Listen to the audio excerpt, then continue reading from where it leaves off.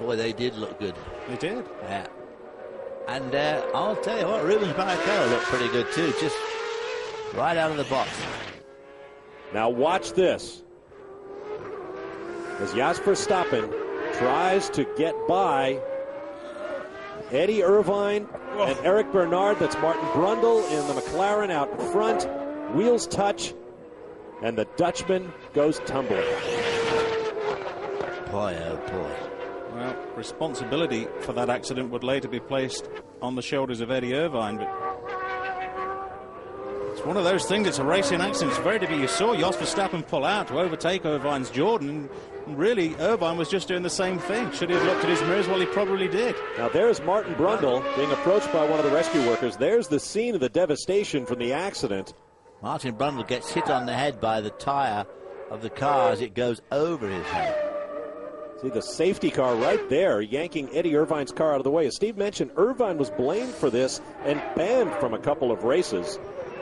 Well, he was banned from one race, then they protested. Eddie Irvine protested on his behalf and said, well, if you could miss 3 then in that case, and he didn't race again until May. Of course, he was already on probation for the incident with Ayrton Senna at Suzuka the year before, when Senna marched into the Jordan garage and punched Eddie Irvine. Now watch for the white helmet of Martin Brundle. Left of your screen, lower left. Oh. Bang! I was wondering it didn't knock him out cold. Didn't take his head off. Well, the one that didn't tip his head right off. Now watch Jos Verstappen there just lift the visor up at the end. Still his eyeballs were rolling. Michael Schumacher leads Ayrton Senna and Damon Hill. We'll be back.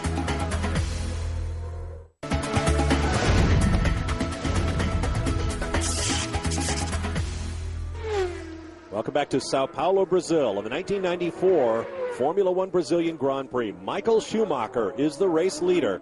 Ayrton Senna runs in second and is pushing hard, trying to make up the gap when Schumacher passed him during a pit stop to take over the rate lead. Second round of stops now. This is Senna. Senna pulling his hair off yet. Improve his vision. And away. Well, it's a nice clean stop, 8.5 seconds. It was a 2-stop strategy. No more pit stops for Senna. No pit lane speed limit either. No. The way they rock it in and out of the pit lane just makes your hair stand on end, doesn't it? Now, bear in mind, guys, that the Ford V8 we had in this car in the B194, we'd done thousands of kilometers in testing, but we'd only managed one full race distance in testing. We couldn't get the engine to last to complete a race distance, so we'd done one in the final few days flying out to Brazil, so we were extremely nervous. Fingers crossed in that pit, I bet. Now, we were out in front, but we wanted to back the engine off as much as possible to try and improve its reliability. And Senna, of course, was aware of that. He was perfectly aware of the situation with the reliability of the car, and he was pushing as hard as possible to try and force Benetton's pace on. The sun beginning to poke through the clouds as Schumacher makes his second stop. So here's somewhere in there's our man Matchett. Where is Senna? Can he get to the end of the pit lane before the German comes out? Oh, another good stop. Oh, he nearly stalled it in when he left, didn't he? 8.5 seconds we saw for Senna. There's the time, 7.4. So a second up again on the Williams pit stop crew. There he is, crossing start-finish. Approaching turn 1, Schumacher is long gone. Yes. Down by the Descida do Lago, already out of sight. Wow. What went through the Brazilian's mind, flying down this straightaway? Could he possibly have imagined that it would be the last time? I'll tell you, we talk about images that put a tingle down the spine. That's one for me right there. Senna driving that Williams and just the roar, the airbox noise of that V10 behind him. Just fantastic footage. This was to be the super team. Ayrton Senna joining the supremely powerful Williams-Renault team that had taken Alain Prost, his old arch-rival when they were teammates at McLaren, to the World Championship. It seemed like such a slam dunk at the beginning of the season. Could anyone challenge Senna? As Michael Schumacher begins to show here in Brazil, there definitely was someone who could. Welcome back to Formula One Decade here on Speed Channel. Bob Varsha, Steve Matchett, and David Hobbs with you in March of 1994 as Michael Schumacher, still without a pole in his brief Formula One career, leads in the Benetton Ford at the Brazilian Grand Prix. Ayrton Senna is in second place, Damon Hill in third. Boy, look at this. Damon Hill in the all-conquering Williams, about to go a lap down to Michael Schumacher in the Benetton. That is indicative of the pace that Schumacher and Senna were laying down. That was whoa! Just a touch there as Damon tried to shut the door, but a little bit too late.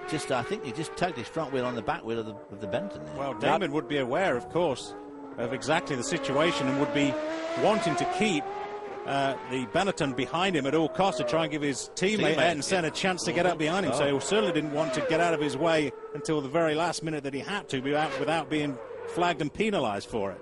Not the last time those two would touch wheels in 1994. No. Checking the gap back to the second place car of Senna. Just 20 laps to go. There's Hill. Watch Michael Schumacher in the corners, leaning his head over in much the same way as Jean Alesi, who leans his over as far as anybody I've ever seen. Here he is, and there's the gap. There's the graphic, 6.3. So, as we were saying before, Renault, Williams, and Ayrton Senna desperate to push the relentless pace of Benetton on. And Benetton, of course, desperate to try and back that pace off. 20 laps to go, only 20 laps to go, but remember, we'd only done it once in the lifetime of this car. And they obviously were desperately trying to save the engine. Yeah, absolutely. This was really now Senna's last chance. All he could do was force the pace. Of course, he had to put as much pressure on Michael Schumacher as possible. He had to push it this time, and he was doing everything he could do. Now right up behind his teammate, Damon Hill, a lap down, and Ayrton Senna behind the sister Williams.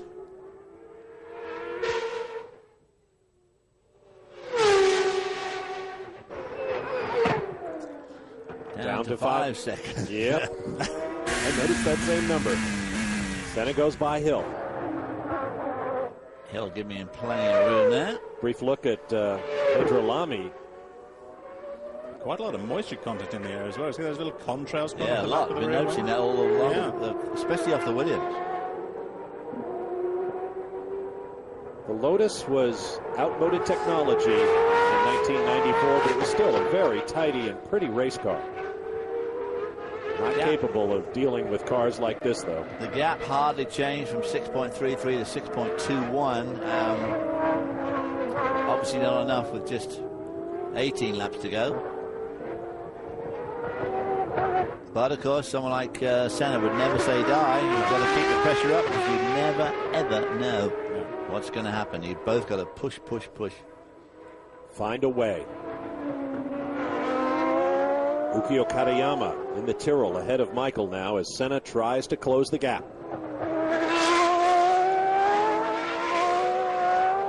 Of course, Senna's got to be concerned about his own engine reliability and car reliability as well. But remember that the engine that Senna was using, that RS6 V10 Renault, had won the World Championship in 92 and in 93. It's a well-tried and tested piece of machinery. So they knew how long and how hard they could push it for before they started to get into a danger zone. So they certainly had the advantage over us on reliability. And this was what Senna's response to our pace was, really, to keep pushing it, push. Well, of course, they'd had such an incredible year the year before, in 1993, so they'd done a lot of development on that engine during that year. Gentlemen, I hate to break in, but Steve, this is going to make me crazy. Who is the gentleman handling the pit board for Michael Schumacher? It's a guy called Stuart who used to do our catering facilities for us. Exactly. Yeah. I knew him, yeah. That's exactly who it is. I thought. There's Jean Alesi in fourth. Yes, he and his wife Diana, I believe is her name, must have made you about 700 cups of tea a day. Ferrari looks good, doesn't it? I mean, it looks right. It's a sleek-looking car, but boy, oh boy, 50-odd seconds behind at this stage of the race. This is a John Barnard designed Ferrari.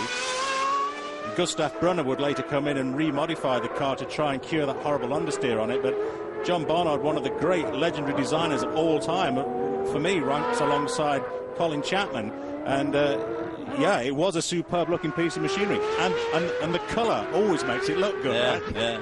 The old Ferrari red. Yeah, the old Rossa Corsa. The gap, you'll see, come down nearly a second on that lap. So Jay up Hearts ahead. must have been fluttering a little bit in the Benetton pit.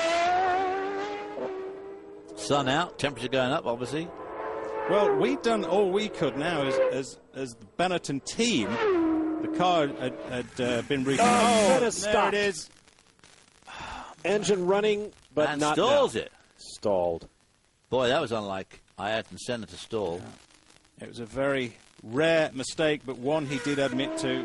That he just lost the car, and I think he was trying to get the car pushed out of the way, but the engine stalled. And I can only suggest that that was a result of his